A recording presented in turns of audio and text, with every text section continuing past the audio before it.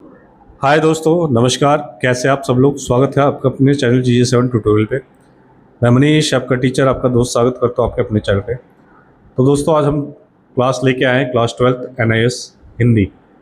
जी हाँ, हिंदी इसका सब्जेक्ट है और सब्जेक्ट कोड है 301। इसमें हमने फर्स्ट चैप्टर पढ़ा था निर्गुण भक्ति काव्य, सेकंड चैप्टर पढ़ा हमने सगुण भक्ति काव्य, थर्ड चैप्टर लेके आए हम रीति का। तो थर्ड चैप्टर शुरू करने से पहले मैं बस वो गुजारिश करूंगा कि जो दोस्त पहली बार चैनल पे आए हैं वो लोग लाइक और सब्सक्राइब कर दीजिएगा और वीडियो पे एंड तक बने रहिएगा ताकि आपको ये वीडियो अच्छे से समझ पाए। क्लास में कोई भी डाउट हो तो आप मुझे कमेंट के माध्यम से पूछ सकते हैं। तो चलिए सीधा क्लास पे चलते हैं। तो दोस्तों, थर्ड चैप्टर हमारा रीति काव्य। इस पर हम जो पढ़ेंगे वो बिहारी जी और पद्माकर जी के बारे में पढ़ेंगे। तो चलिए हम स्टार्ट करते हैं। हिंदी साहित्य में भक्ति काल के बाद रीति काल आता है। ठीक है, भक्ति काल जैसे मैंने हमने को बताया कि पहले दोनों करा चुका हूँ, निर्गुण भक्ति काव्य व सगुण भक्ति काव्य। तो रीति काल में भक्ति और नीति की धारा तो बनी रही, प्रकृति चित्रण भी हुआ, साथ ही उसकी कुछ और भी विशेषताएं थी, जैसे श्रृंगार, वर्णन की अतिशयता और भाव तथा भाषा का विलक्षण प्रस्तुतिकरण। इस काल की काव्य भाषा ब्रज है और दोहा, सवैया और कवित्व इस काल के प्रमुख छंद है। रीति काल की अनेक धाराओं से जुड़े कई प्रमुख कवि हैं। बिहारी और पद्माकर भी इन प्रमुख कवियों में शामिल है। इन्हें क्रमशः रीति सिद्ध और रीतिबद्ध कवि भी कहा गया है। इन कवियों में रीति काल को की अनेक प्रमुख प्रवृत्तियों को देखा जा सकता है। बिहारी ने अपने अद्भुत भाषा सामर्थ्य के कारण अपने दोहों में गहरी अर्थ संभावनाएं भर दी है। इसी गुण के कारण बिहारी के दोहों का गागर में सागर कहा गया है।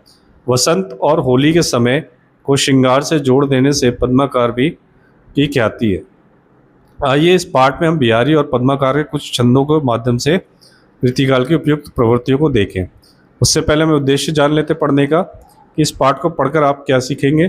तो भक्ति में निहित अंतरंगता के भाव का उल्लेख कर सकेंगे, धन के नशे को बुराई मानकर उस पर टिप्पणी कर सकेंगे, उदाहरण देते हुए प्रकृति चित्रण के सौंदर्य का स्पष्ट कर सकेंगे, कविता में आए फाग के दृश्य के सौंदर्य का उल्लेख कर सकेंगे, बिहारी और पद्माकर के काव्य के भाव सौंदर्य और शिल्प सौंदर्य पर टिप्पणी कर सकेंगे।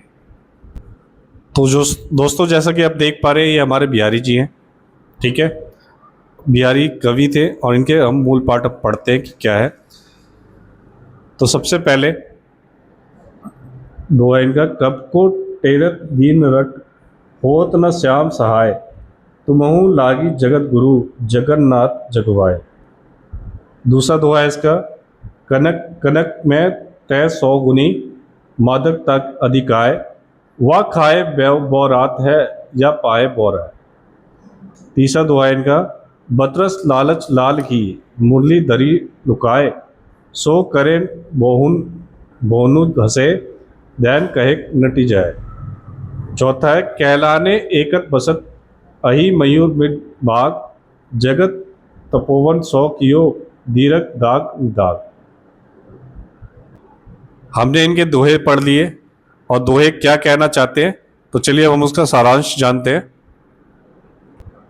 तो दोस्तों, सारांश से पहले जो दोहे पे बेस्ड कविता है, जो बहुत प्रश्न दिए वहाँ पे, यहाँ से आप क्वेश्चन देख सकते हैं कि सर्वाधिक उपयुक्त विकल्प चुनकर पूछे गए प्रश्नों का उत्तर दीजिए। तो इसको आप लोग ट्राई करिएगा चैप्टर पढ़ने के बाद समझ के, और नहीं होता तो फिर मैं क्वेश्चन आंसर के जब क्लास कराऊंगा तो उसमें सारे क्वेश्चन आपको सॉल्व करा दूंगा। तो चलिए आगे बढ़ते हैं। आइए समझे। आपने भक्ति कालीन कविता पढ़ी है।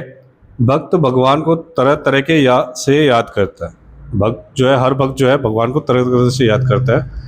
कि आप भी जो है जिस भी भगवान की पूजा करते हैं उनको आप तरह तरह से याद करते हो। कोई दोस्त की तरह याद करता है, कोई पति की तरह याद करता है, कोई भाई की तरह याद करता है, तो कोई बाप की तरह याद करता है। तो कोई सबका अपना अपना रिश्ता होता है भगवान के साथ।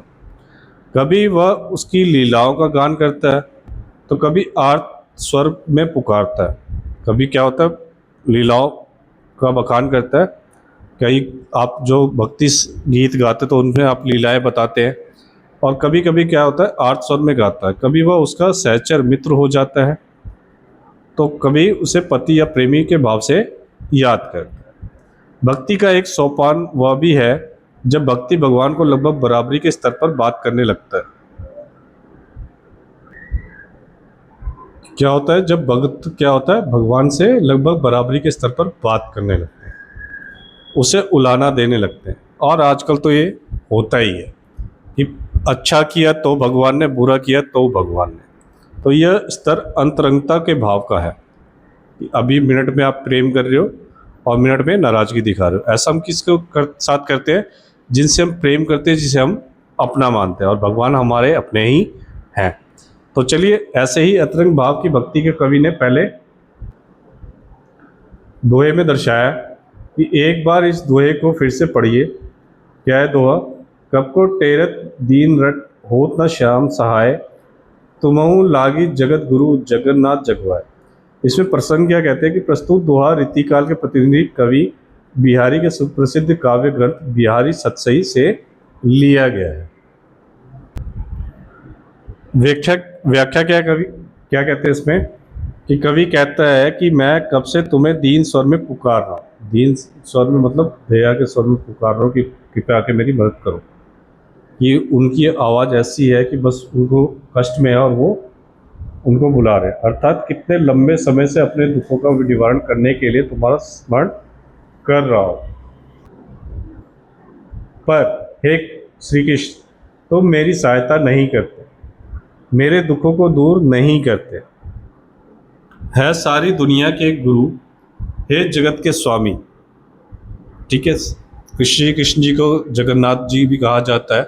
तो वही कहते हैं कि सारी दुनिया के गुरु, सारे दुनिया के स्वामी, लगता है कि तुम्हें भी इस संसार की हवा लग गई है। ये कह रहे हैं, उलाना भी दे रहे हैं। जैसे इस दुनिया में सब लोग को अपने आप में मस्त रहते हैं, कोई किसी के दुख में हाथ नहीं बटाता और अपनी प्रशंसा और प्रभुता का आनंद लेता रहता है, ऐसे ही तुम भी कर रहे हो।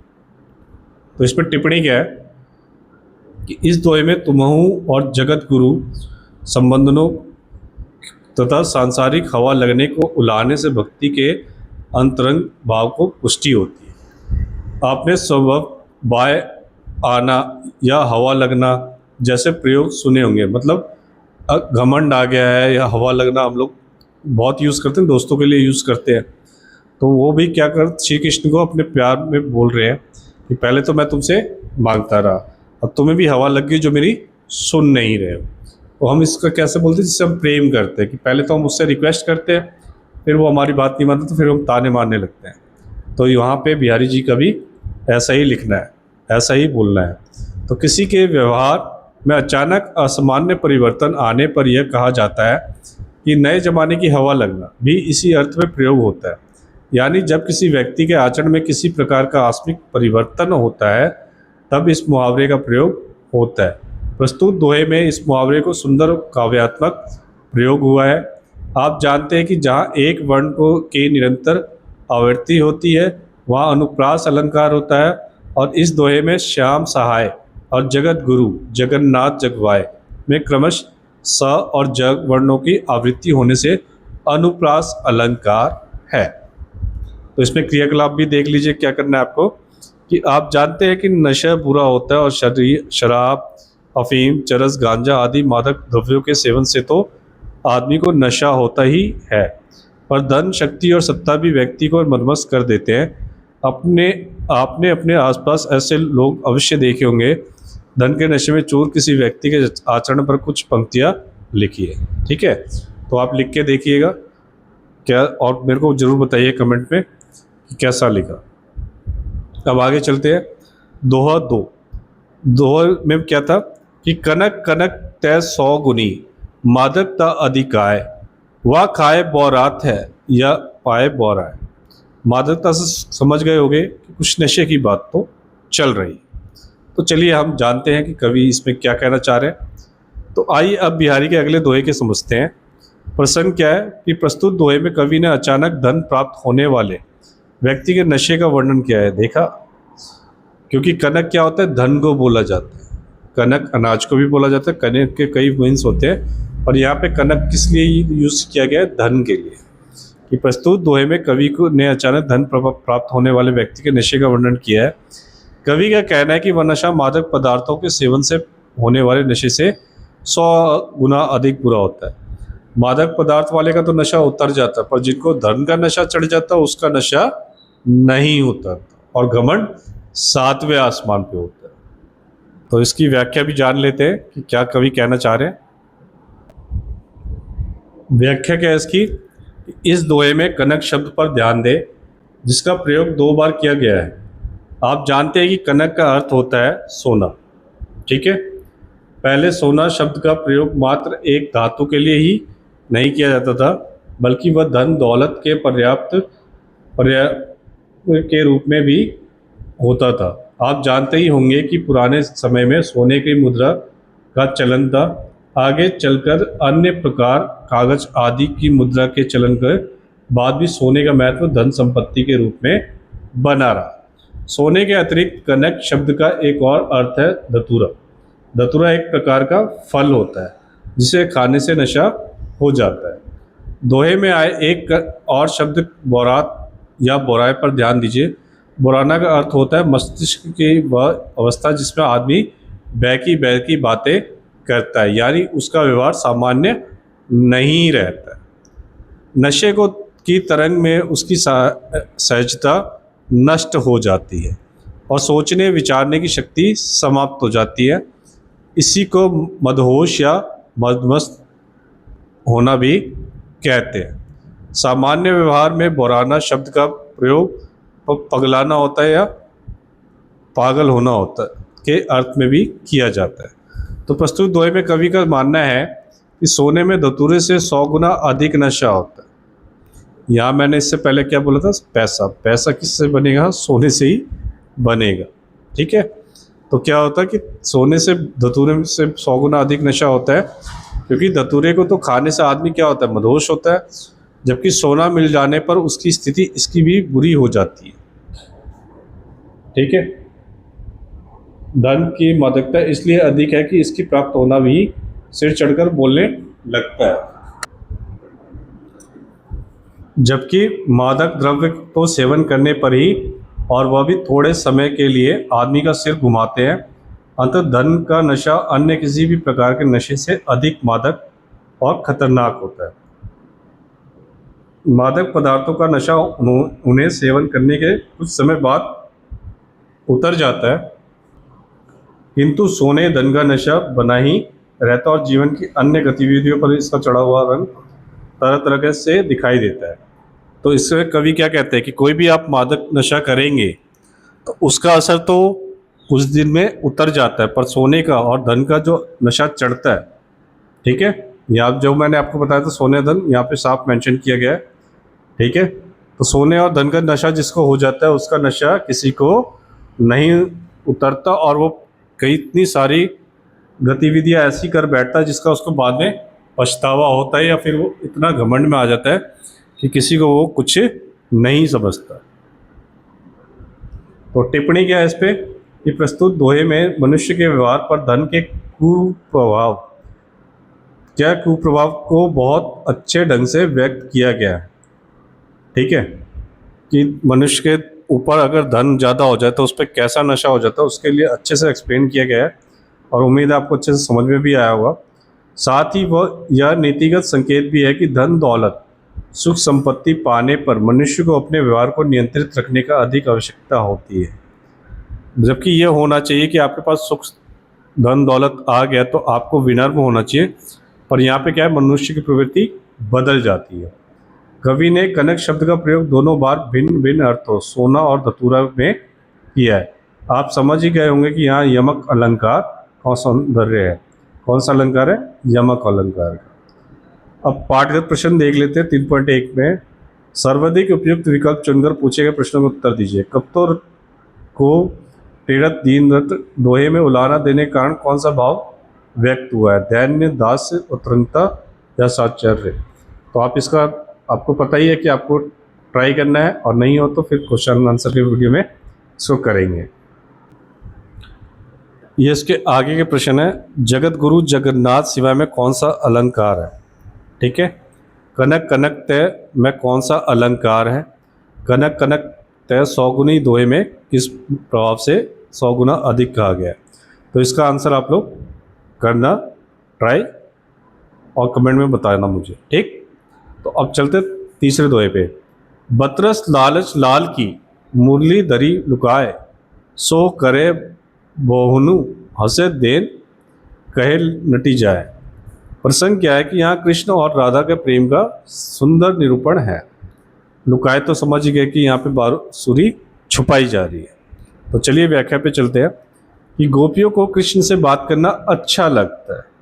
गोपियों को श्री कृष्ण से बात करना अच्छा लगता है। सारी दुनिया जानती है कि गोपियाँ श्री कृष्ण की दीवानी थी। कोई एक उनकी बांसुरी को छुपा देती हैं, कृष्ण उसे कसम देते हैं तो वो भौहों में मुस्कुराती है। कि पहले तो वो कृष्ण जी के बांसुरी छुपा देते, फिर श्री कृष्ण जी कहते तो वो अपने भौहें ऊँच के मुस्कुराती हैं, वापस देने की बात कहकर फिर मुकर जाती है। ये इसको कहते हैं प्रेम में तंग करना या छेड़ना। स्पष्ट है कि कोई गोपी अपने आप को कृष्ण से बात करने के लोभ को रोक नहीं पाती है। उनको ये लगता है कि जितनी देर हम श्री कृष्ण की बांसुरी छुपाए रखेंगे उतनी देर श्री कृष्ण हमसे बात करेंगे, क्योंकि सारी दुनिया जानती है कि भगवान से बात करने के लिए हर भक्त व्याकुल रहता ही है। तो हर कोई चाहता है कि भगवान से जितनी देर आप दर्शन करने भी जाते हो, चाहते हैं कि जितनी देर आपको दर्शन हो सके उतनी देर करें। पर पुजारी जी महाराज कहते हैं नहीं जी, आगे बढ़ो, बहुत भीड़ है। तो यहाँ भी यही होता है कि गोपियाँ चाहती है कि श्री कृष्ण उनसे बात करें, तो वो ये सब करते ताकि जितनी देर उनको बांसुरी नहीं मिलेगी श्री कृष्ण उनसे बात करें।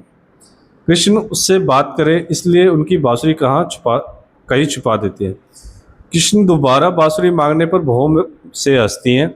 यह वो बांसुरी वापस नहीं करती, क्योंकि जितनी देर बांसुरी उसके पास रहेगी उतनी ही देर उससे बात करने के लिए विवश होगी। तो आप बिहारी के दो दोहों की व्याख्या पढ़ चुके हैं। यह दोहा सरल भाषा में सरल भाव वाला है। संकेत आपको मिल ही गए हैं, तो फिर क्या देर, उठाइए कागज कलम और लिख डालिए इसकी सुंदर सी भावपूर्ण व्याख्या। इतनी सी में तो आप अच्छे समझ गए होंगे। और ये कहते हैं कि कागज कलम लीजिए और आप अपने हृदय से, अपने दिल से सोच के इस सुंदर सी व्याख्या लिख दीजिएगा और कमेंट के माध्यम से मुझे ज़रूर बताइए कैसी लिखी, ताकि मैं नेक्स्ट वीडियो में जिसका बहुत अच्छा होगा उनका व्याख्या मैं पढ़ के सुनाऊंगा। तो चलिए अगले दोहे पे चलते हैं। चौथा दोहा है, कहलाने एकत बसत अहि मयूर मृग बाग, जगत तपोवन सौ कियो दीरक त्याग दिदा। अब जरा बिहारी के प्राकृतिक चित्रण वाले दोहे का शब्दार्थ सहित पढ़िए। ठीक है, प्रकृति चित्रण तो समझ गए, मयूर मतलब मोर, मृग मतलब हिरन, बाघ मतलब बाघ। तो जरा गौर कीजिए कहलाने शब्द पर। कहलाने शब्द का अर्थ है कहलाने भर के लिए नहीं है। यहाँ कहलाने का अर्थ है व्याकुल होकर। कहलाना क्रिया शब्द का ब्रिज भाषा में इसी अर्थ में प्रयोग होता है। अभय तपोवन की विशेषता क्या होती है जानते हैं ना? पढ़ा ही होगा ऋषियों मुनियों के संदर्भ में इस शब्द को। जी हाँ, वही होता था तपोवन जहाँ ये लोग तपस्या करते थे और जहाँ किसी भी किस्म की हिंसा वर्जित होती थी। ठीक है, तपोवन मतलब जहाँ ऋषि मुनि तपस्या करते थे, और जहाँ पे ऋषि मुनि तपस्या करते थे वहाँ पे ये होता था कि कोई भी हिंसा नहीं होनी चाहिए, किसी को भी कोई नुकसान नहीं पहुँचना चाहिए, चाहे जानवर हो, चाहे वृक्ष हो, चाहे इंसान। कभी कभी दुख, पीड़ा या संकट एक दूसरे के विरोधियों को भी एक कर देते हैं, अर्थात जगत में तपोवन को की सी स्थिति उत्पन्न कर देते हैं। इस दोहे में ऐसा ही स्थिति का बयान है। आपने पढ़ ही लिया होगा कि दाग का अर्थ होता है ताप। दाग का मतलब क्या होता है? ताप। और निदाग का गर्मी। ठीक है, अब दीर्घ यानी दीर्घ पर विचार कीजिए। दीर्घ का अर्थ है लंबा, विस्तृत, गहरा, भारी। अब आप इन शब्दों में से उपयुक्त शब्द का चुनाव कीजिए और मिलते जुलते अर्थ वाले किसी और ऐसे शब्द को चुनिए जो ताप के विश्लेषण के तौर पर प्रयोग किया जा सके। अगर आप मूल पाठ के शब्दार्थ जान चुके तो इन संकेतों को भी पढ़ चुके हैं और इस दोहे की व्याख्या करने में कोई मुश्किल नहीं आएगी। उठाइए कागज कलम और शुद्ध ही जाइए, पहले प्रसंग लिखिए और फिर उसका व्याख्या लिख दीजिए। अरे ये क्या हुआ? बुक वालों ने कह दिया व्याख्या खुद लिखिए। तो चलिए अब इसकी व्याख्या तो आप लोग लिखने के लिए परेशान ना होइए, मैं इसका व्याख्या आराम से समझा देता हूँ, आप लोग कॉपी पे नोट डाउन कर लीजिएगा, अपनी अपनी कॉपी खोल लीजिएगा और जो जो मैं बोलूँ लिख लीजिएगा। तो व्याख्या है इसकी सिंपल सरल भावों में कि भीषण और असहनीय गर्मी के कारण आपस में शत्रुता रखने वाले जीव भी अपने स्वाभाविक वैर भाव को भूलकर एक ही स्थान पर शांत बैठ जाते हैं। कि मतलब जब बहुत ज़्यादा गर्मी पड़ती है, ठीक है, और असहनीय गर्मी पड़ती है, तब क्या होता है कि सारे जो जानवर है एक जगह आके बैठ जाते हैं, उनमें कोई शत्रुता सारी खत्म हो जाती है। ठीक है, सांप जैसे दिया गया है, सांप हो और मोर तथा हिरण और बाघ जो एक दूसरे के कड़े दुश्मन है, क्योंकि सांप का दुश्मन है मोर, ठीक है, मोर को फिर हिरण और फिर हिरण का कौन है, बाघ। और ये चारों भी सीधे सीधे इनका उदाहरण दिया गया, ये चारों भी एक साथ बैठ जाते हैं। ठीक है, वे सब गर्मी से बेहाल होकर एक साथ छाया में आसरा ले रहे हैं। आप फिगर में आप देख सकते हैं कि इतनी गर्मी पड़ गई है कि चाहे सांप है, चाहे हिरन है, चाहे बाघ है, ठीक है, चाहे मोर है, इतनी गर्मी पड़ रही कि सब क्या होता है एक वृक्ष के नीचे इकट्ठे होकर छाया ले रहे हैं, उनमें सारी शत्रुता को इस भी कोई लेना देना नहीं है। ऐसा लगता है मानो इन भीषण गर्मी ने पूरे संसार को एक तपोवन तपस्या के वन का समान पवित्र बना दिया। गर्मी ऐसा फील कराती है कि ये पूरा जो तपोवन है मतलब एक तपस्या की भूमि है, और जितने भी सारे जानवर हैं वो सारे क्या है एक ऋषि मुनि बन जाते हैं, कोई किसी को हानि नहीं पहुंचाएगा, जहाँ चौरा और शांति और कोई किसी को नुकसान नहीं पहुंचा रहा है। तो ये इसकी व्याख्या थी। ठीक है, अगर कोई डाउट हो तो आप कमेंट के माध्यम से मुझसे पूछ सकते हैं, मैं आपको बता दूंगा। तो यहाँ पे ये खत्म होता है बिहारी जी के दोहे। तो अब आता है पाठगत प्रश्न। इस सर्वाधिक उपयुक्त विकल्प चुनकर पूछे गए प्रश्नों का उत्तर दीजिए। गोपी कृष्ण से बांसुरी देने की बात कहकर मुकर जाती है क्यों, कि ये आप आंसर इसमें लिख लीजिएगा। कवि ने ग्रीष्म में जगत का तपोवन सा कहा क्योंकि, ये आप इसका आंसर देखिएगा और लिख लीजिएगा। और ये बाकी तीसरा क्वेश्चन है दीर्घ दाग निदाग में अलंकार है। ठीक है, तो ये आप लिख लीजिएगा और कोई भी डाउट हो कमेंट के माध्यम से मुझसे पूछ सकते हैं और क्वेश्चन आंसर सेक्शन में इसको करेंगे। तो अगला टॉपिक है इसका भाव और शिल्प सौंदर्य, जो बहुत इंपॉर्टेंट होता है और जो पेपरों में आता है, तो ये पढ़ना ज़रूरी होता है। और ये आपको पता ही है कि मैं ऐसे वीडियो इसलिए बनाता हूँ ताकि कई बच्चों के पास बुक नहीं होती तो आराम से पढ़ सके। तो आप लोग पढ़िए यहाँ पे कि भाव और सौंदर्य में क्या है, कि आपने बिहारी के कुछ दोहों को पढ़ा और समझा। आपने अनुभव किया होगा कि कविवर बिहारी ने नितांत अनौपचारिक ढंग से लगभग मित्र भाव से कृष्ण का स्मरण किया है। रीति सिद्ध बिहारी रीति काल के प्रतिनिधि कवि माने जाते हैं। रीति काव्य की प्रमुख प्रवृत्ति श्रृंगार वर्णन है। श्रृंगार के संयोग पक्ष के प्रस्तुति मन को छू लेने वाली है। इसके लिए बिहारी ने नायक नायिका की अनेक दैनिक गतिविधियों को आधार बनाया है। भक्ति और श्रृंगार के अतिरिक्त बिहारी ने नीति काव्य भी लिखा है, पर प्रकृति चित्रण के जितने सुंदर दोहे उन्होंने लिखे हैं अन्यत्र दुर्लभ है। यद्यपि रीति काल में प्रकृति के बहुत सुंदर चित्र मिलते हैं, पर वे प्राय कवित्व सवैया जैसे छंदों में हैं। वहाँ वर्णन के लिए दोहे की तुलना से अधिक शब्द और पंक्तियाँ होती हैं। बिहारी ने प्रकृति के कोमल रुचिकर रूपों के साथ साथ प्रचंड रूप को भी वर्णन किया।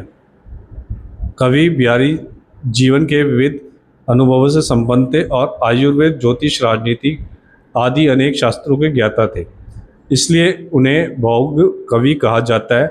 उनके अनेक दोहों में इस ज्ञान का छाप मिलती है। बिहारी ने काव्य रचना दोहा छंद में की है। उनकी भाषा ब्रज है। प्राय सारा रीतिकालीन काव्य ब्रज भाषा में ही रचा गया है। अपने माधुर्य के कारण ब्रज भाषा श्रृंगार और प्रकृति चित्रण के लिए उपयुक्त भी है। माधुर्य भाषा मतलब प्रेम वाली भाषा। बिहारी के भाषा प्रयोग में बहुत व्यापकता है। संस्कृति निष्ठ तत्सम शब्दों से लेकर आम बोलचाल के शब्दों तक का प्रयोग उन्होंने किया है।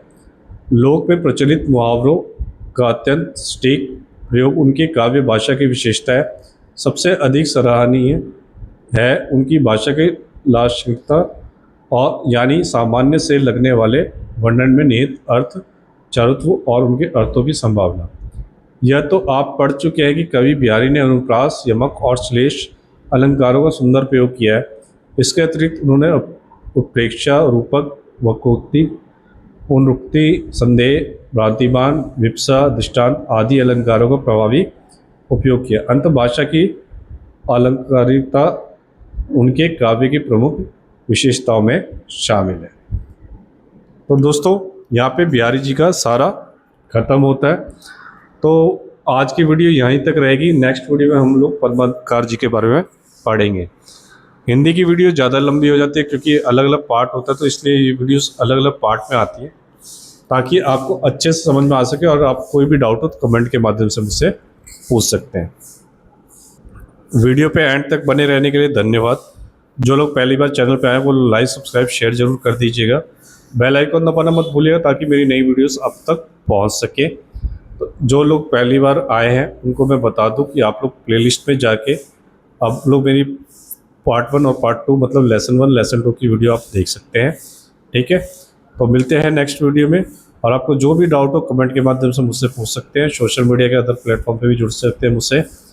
और अपना पढ़िए और ध्यान रखिए अपना। मिलते हैं नेक्स्ट वीडियो में, तब तक के लिए थैंक यू।